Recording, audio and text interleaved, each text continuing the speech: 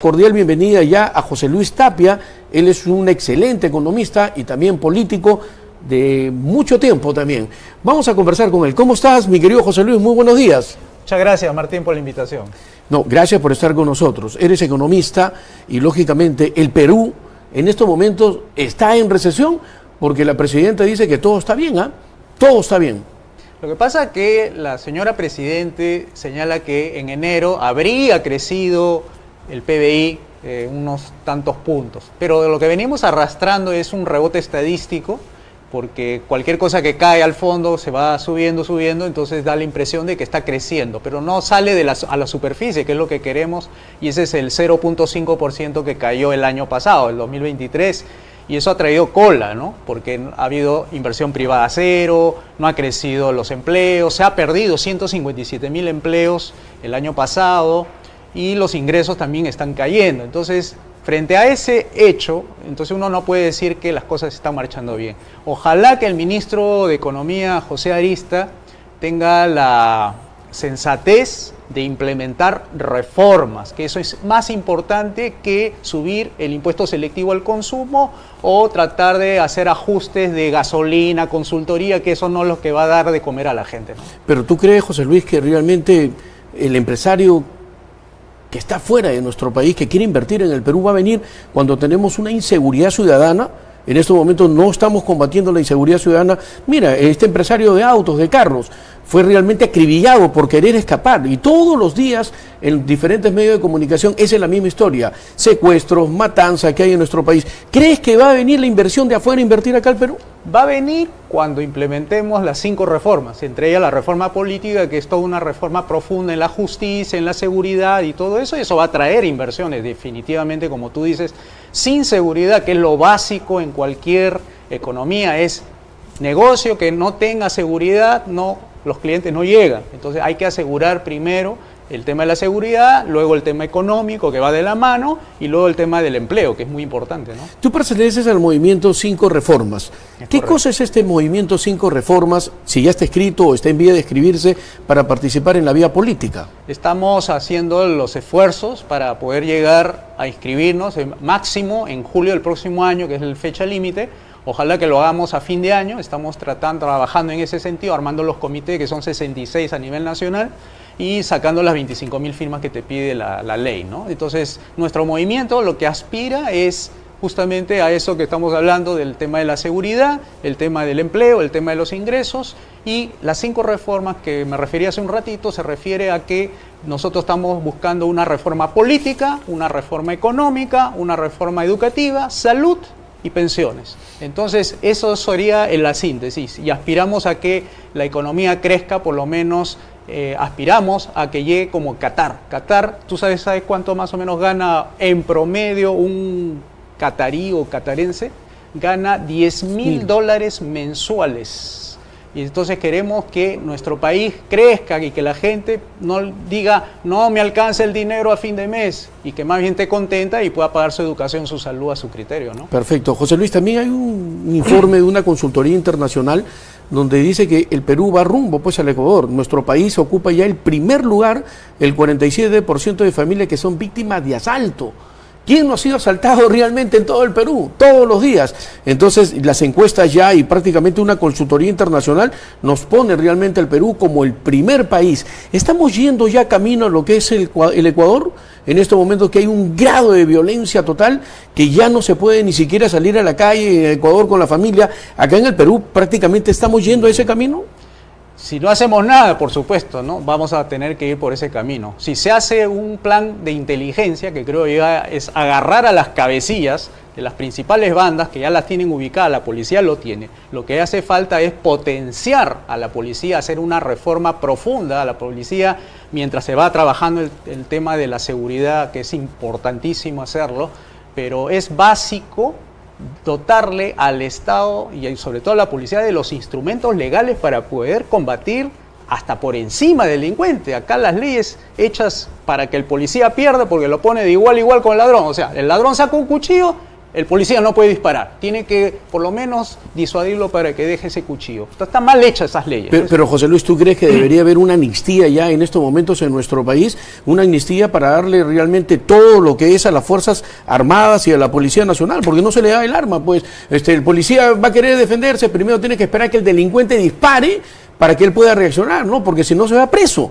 Entonces, ¿crees que es el momento, ya que el Congreso de la República, el gobierno, den la amnistía correspondiente a las Fuerzas Armadas y lógicamente a la Policía Nacional para que pueda actuar? No está mal la idea, yo diría que sería un poco más ambicioso, ¿no? Hay que poner a trabajar a la policía y darle todos los instrumentos legales, presupuesto, darle tecnología, darle patrulleros y también hacer una reforma profunda, porque recuerda que dentro de la policía también hay corrupción, también hay que sacar a la corrupción de encima y eso se hace con reforma política. Por eso insistimos en esto de las reformas, porque la única manera de combatir la corrupción, combatir la falta de eficiencia de la policía es haciendo reformas. Si no hay reforma no vas a obtener los resultados que tú quieres cambiar, ¿no? Hablando de corrupción, la Procuraduría Anticorrupción ha denunciado nada menos que a los fiscales Vela, Domingo Pérez y al periodista Gorriti por las declaraciones de un testigo, que en esto es un colaborador eficaz, que es el señor Jaime Villanueva. ¿Cuál es tu opinión?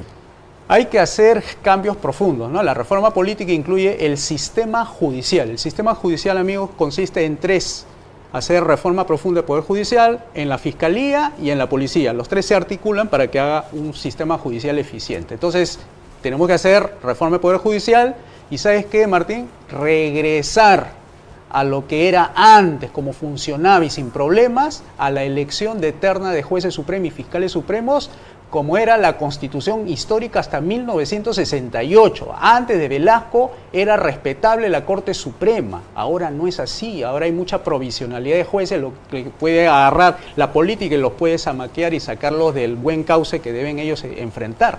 Entonces hay que hacer reforma del Poder Judicial, sacar a la Junta Nacional de Justicia, es decir, sustituir por lo que era antes de 1968, que era una terna que presentaba el Poder Ejecutivo, lo avalaba el Poder Legislativo y ellos nombraban a los jueces superiores, o sea, ya los supremos están, digamos, ya nombrados y serían para las Cortes Superiores para abajo. Así funcionaba antes sin problema, ¿no? Pero tú crees también hoy en día, mira, la policía hace su mejor esfuerzo de poder capturar, hace inteligencia con el poco recurso económico que tiene, capturan a estas bandas, pero sin embargo viene el fiscal, viene el juez y los libera inmediatamente. ¿Crees que de repente hay mucho temor, están amenazados los jueces, los fiscales, y es momento de tener un tribunal sin rostro, ya jueces sin rostro? Mira, lo que sea necesario para vencer el crimen y de la delincuencia. Por eso hay que poner mano dura, hay que poner buenas leyes, porque hay que derogar las malas leyes que no permiten progresar ni a la policía, ni a nosotros que somos los privados que contribuyen con impuestos, ni tampoco nos permite tener buena economía y crecer. ¿Por qué? Tenemos problema legal, Martín. ¿Saben cuál es el problema de fondo económico? Es un problema legal. Tenemos cerca de 25.000 leyes malas, de 32.000 leyes. Eso significa que no podemos progresar por culpa de esas leyes malas y hay que derogarlo, hay que mandar gente al Congreso a derogar, no a crear leyes, porque ya las leyes están creadas y están ocasionando mucho problema, entre ellas la falta de seguridad atribuida a las malas leyes que hace que el policía no combata bien el crimen. Entonces hay que derogar las leyes. Ese es el mensaje central que quiero dejar, amigos, que la derogación de las leyes es el principal problema del país, es la hiperinflación legislativa, ¿no? José Luis, hablando del Parlamento, del Congreso de la República, ¿tú crees que 32.000 leyes, imagínate, tantas leyes, somos el país de las grandes leyes, pero ni una se cumple? Ni una se cumple, ¿no? Correcto. Hay que sacar las leyes, lo que es simplemente con 4 o 5 nada más que se puedan cumplir, pero sin embargo hoy en día, ¿crees que debería cambiar el mecanismo ya en el Parlamento? Porque debería haber gente muy profesional, gente que pueda asistir también y lógicamente hacer un cambio total. ¿Tú qué cambios crees que debería haber en el Congreso de la República? Porque vemos que ellos no están con el pueblo, ¿no? Están prácticamente a espaldas del pueblo, nuestros padres de la patria. Esa reforma política que me referí incluye la derogación de las leyes de partidos políticos. Es malísima esa ley. Ustedes han visto cómo los partidos no sirven ahorita para los intereses del pueblo. Y principalmente lo que hay que hacer es la parte política, hay que hacer que funcione el Congreso, pero con bicameralidad. Claro, es impopular, porque van a decir se gasta mucho, pero ese es el problema, señores. El problema está en que se aprueban leyes tan malas que nadie la cumple. Entonces, ¿para qué creamos leyes con una unicameralidad?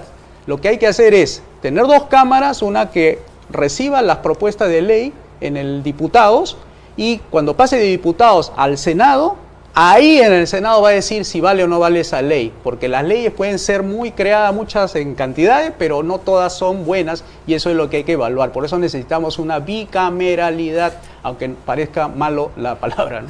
Eso quiere decir que tenemos que volver entonces a tener la Cámara de Senadores y la Cámara de Diputados.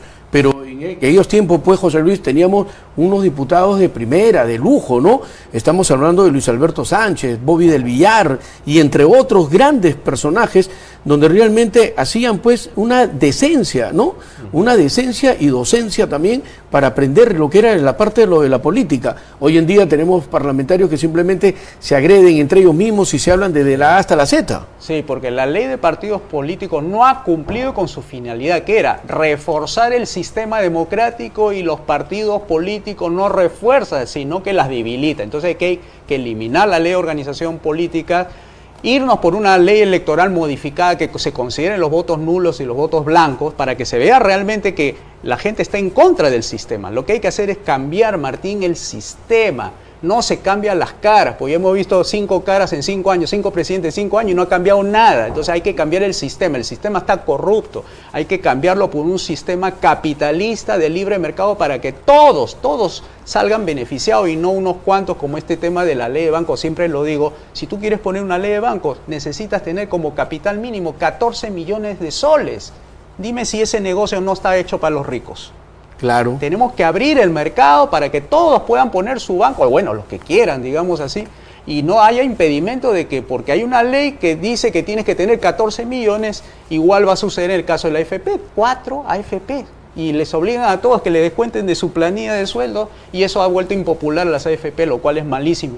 ¿Por culpa de qué? Por las leyes nuevamente, la ley que creó las AFP, la ley que creó los bancos, la ley que creó las industrias, porque si tú quitas las leyes, no significa que va a desaparecer la AFP. Si tú quitas la ley de banco, eso va a continuar. Va a continuar. Sí. Y así tú quitas el régimen económico constitucional, va a seguir la economía hasta mejor de lo que está yendo.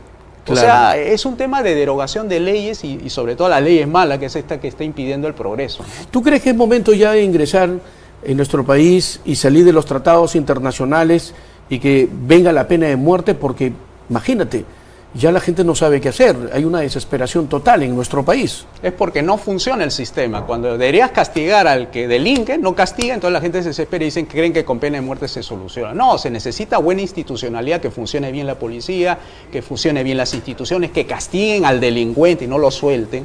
Y eso va a hacer que la gente no esté pidiendo pena de muerte, porque la pena de muerte está demostrada que no es disuasivo en el 100%. Puede ser que sí en algunos casos, pero no es al 100%. Entonces, y encima tenemos un poder judicial que no funciona bien, de repente mandas a un inocente al paredón, muere y después se dan cuenta de que no era él el culpable. Y eso es horrible porque has perdido una vida, ¿no? El caso del monstruo de Almendaris, ¿no?, que hace muchos años hubo aquí en nuestro país. Bueno, muchísimas gracias, José Luis, por haber estado con nosotros. Gracias. Muchas gracias. Va a quedar pendiente, hay varias cosas que tenemos que hablar del tema de la economía, muy bien, que hemos tratado también. Te agradezco bastante, que tengas un excelente domingo. Gracias. Ok, nos vamos nosotros a una brevísima pausa comercial.